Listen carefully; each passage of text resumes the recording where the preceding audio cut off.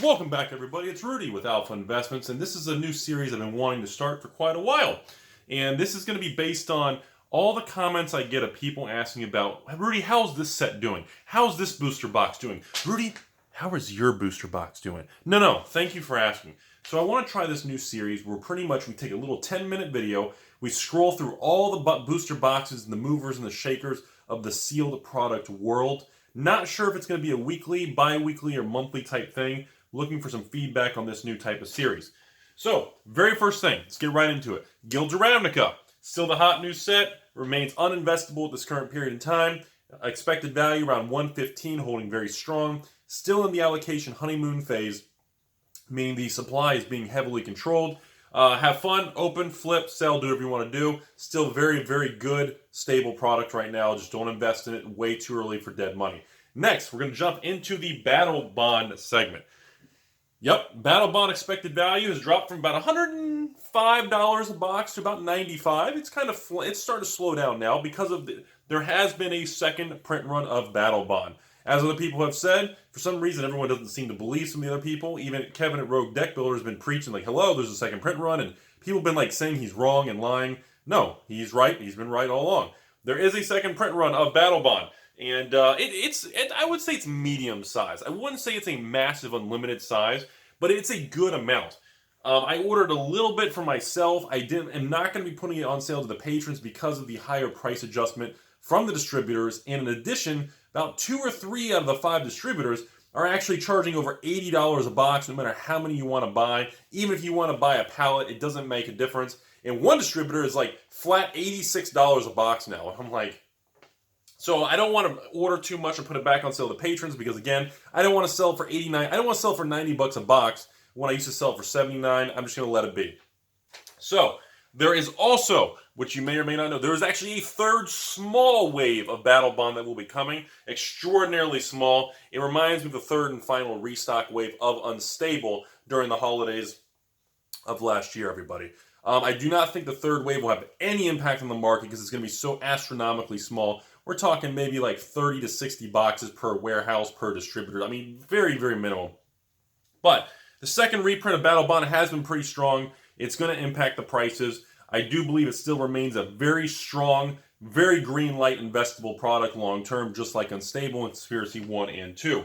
Next, Commander 2018 remains the negative Nancy Debbie Downer. Rudy, that is a garbage set. If you knew how to play Magic, you would know Commander's garbage. Okay, Commander 2018 remains the Debbie Downer of the Commander series. I still absolutely fucking love it. Don't care. I am going to be buying very heavily into this final restock. And I mean very heavily. And you will see future videos on that. It's going to be ridiculous looking. I'm not going to say too much about it. It is back on sale with the patrons. I'm not doing any ridiculous price and selling it at a loss because it's just going to be, hey, if you want it, today's price, even at between the 110 and 130 price point, is still an incredible price because it will be 150 to 200 in less than a year. It's a 100% green light investable item for everybody.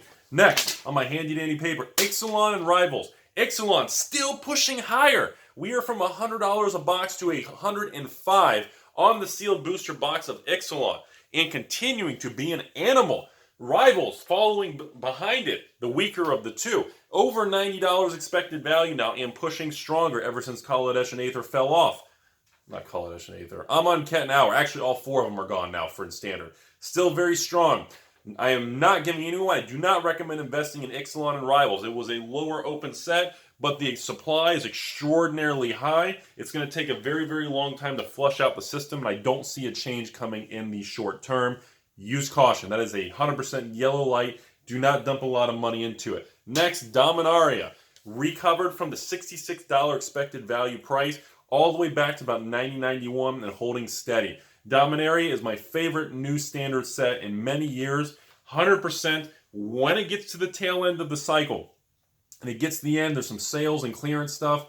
Depending on the supply that's left through the market and the supply chain is going to dictate my feeling on that for long term, because the set is a very good long term speculation, but it's very bad as far as supply goes. We won't know until we get the end of it to really determine what it's going to unfold to. Next, we're going to go over to the Core 2019. Still, I love the set.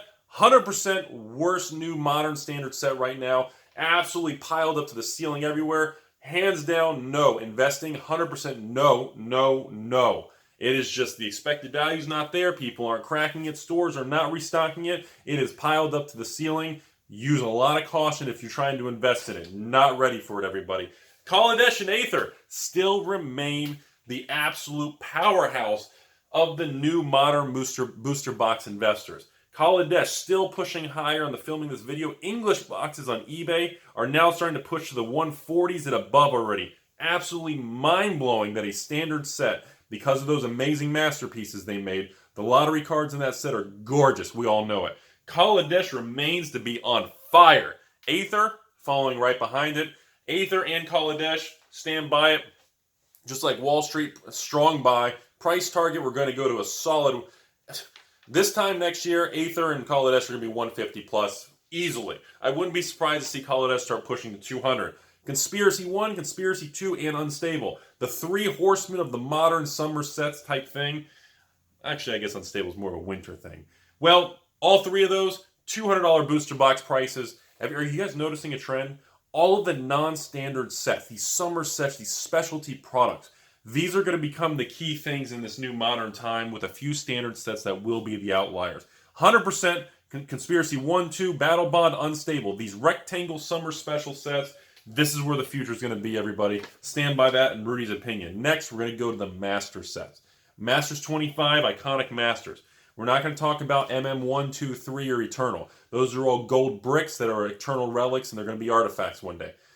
Masters 25 and Iconic Masters, we have finally hitting the bottoming process. They are creeping up. A Masters 25 is now in actually the mid-150s of the filming of this. I expect by probably the end of the year, in the next 60 days, Masters 25 is going to be back in the 160s on eBay.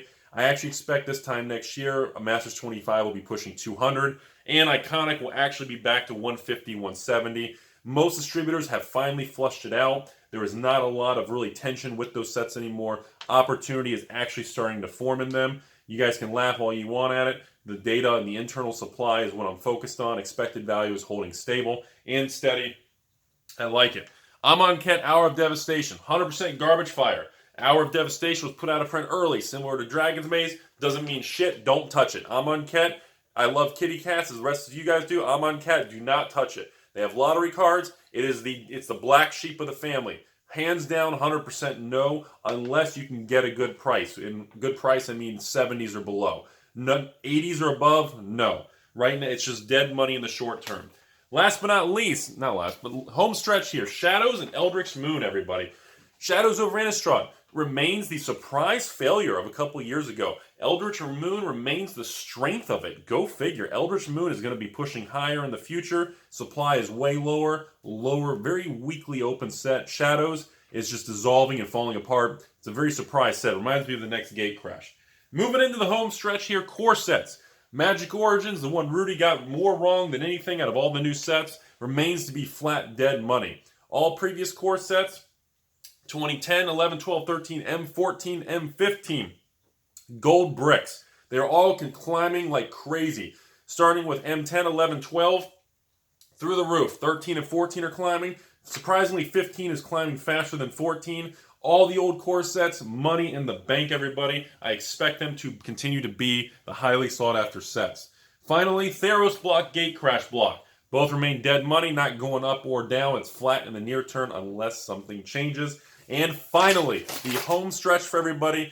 Vintage stuff, Four Horsemen, Arabian Nights, Legends, Antiquities, the dark booster boxes remain absolutely ridiculously overpriced. If you don't already own them, don't try to invest in them. Do not buy Legends boxes or Antiquities boxes for $20,000 a box, $25,000 a box, which is the current market price. Don't touch it right now. It's simply not worth it. The easy money's been made in the vintage sealed booster box investing. Ironically, there's probably more opportunity in Homelands boxes and Fallen Empires boxes. I hope you guys enjoyed this new kind of news-related market recap of the sealed booster box industry. Tell me what you think. Give me some damn feedback. Let's just see how this goes. I think it was kind of a cool new video.